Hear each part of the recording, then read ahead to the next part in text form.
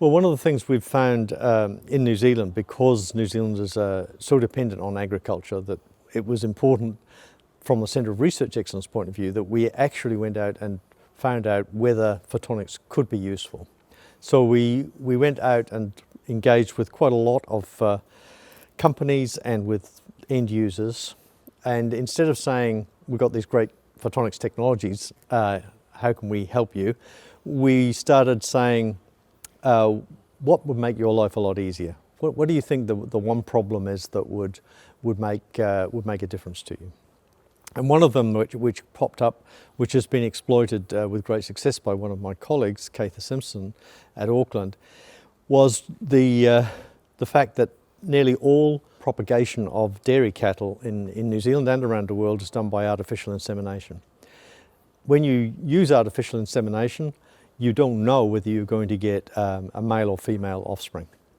And in New Zealand, because we're so dependent on milk production, most of the male offspring, so-called bobby calves, are just slaughtered, and they don't even make their way into meat. So one of the farmers said, well, if you could make sure that every time we got a calf it was a heifer, that would be fantastic. So the company that's been set up sexes spermatozoa, and it determines the difference by looking at the difference in DNA. That gives a slight difference in the fluorescence signal from a drug that's bound to the spermatozoa, and that's just 3%, but that's enough to determine to identify.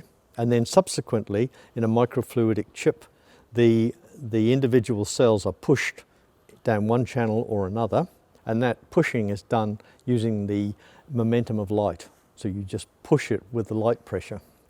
It seems initially that wouldn't be enough, but when you do the sums, it is, and it doesn't damage the cells. So that's a company that's been set up to do that, and it turns out that that's projected to be worth hundreds of millions of dollars around the world. So you were in the session yesterday about agro-food. What are you taking away? In agro-food, one of the applications that we were aware of was a safety application, and also an application which improves the growth rate of animals, and that was to do with determining the concentration of ammonia in intensive farming operations. And it turns out that it's not just chickens, but it's a big market for chickens. The growth rate of chickens is slowed down if the ammonia level gets too high. So it's in the interests of the farmer to actually control the ammonia level. Economic interest, and that's the big driver, because it's one thing for a regulatory body to say, oh, it's unfair, you can't have too high an ammonia thing, it's bad for the chickens, but when you see it changes their growth rate, then that's the key driver. It's true also for pigs and for calves in intensive environments. So we have been involved in developing a detector for ammonia, and the thing about an optical detector is it's absolute. There are alternatives, chemical detectors, but they're easily poisoned, they are easily go out of alignment, they have to be realigned all the time, whereas an optical detector is absolute. Whether one can use integrated optics in order to push the price down, that's a really interesting question, so that's something that I want to pursue. And one of the things that also came up in the discussions yesterday was that there are other gases which are important in the food industry, particularly in spoilage. So if you have a large number of, say, potatoes which you want to store for a long time, if one goes bad, that can spread rapidly and destroy the whole container load. So there are marker gases that you could detect. And one of the things which came out of the discussions was, well, if you look at the number of containers around the world, that's a really big number.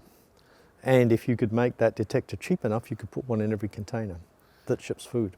I would like to set up a collaborative research project where we can bring the knowledge we already have for, say, making ammonia detectors, and build a detector which they might be able to use for different crops.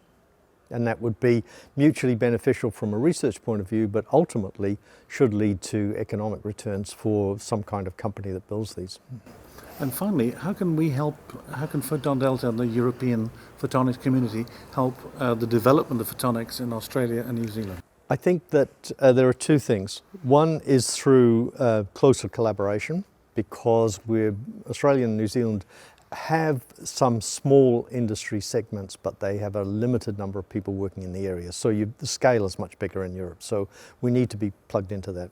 But the second thing is that neither Australia nor New Zealand will ever, in my view, make a photonics integrated foundry facility. So we need to have access to those foundries wherever they are.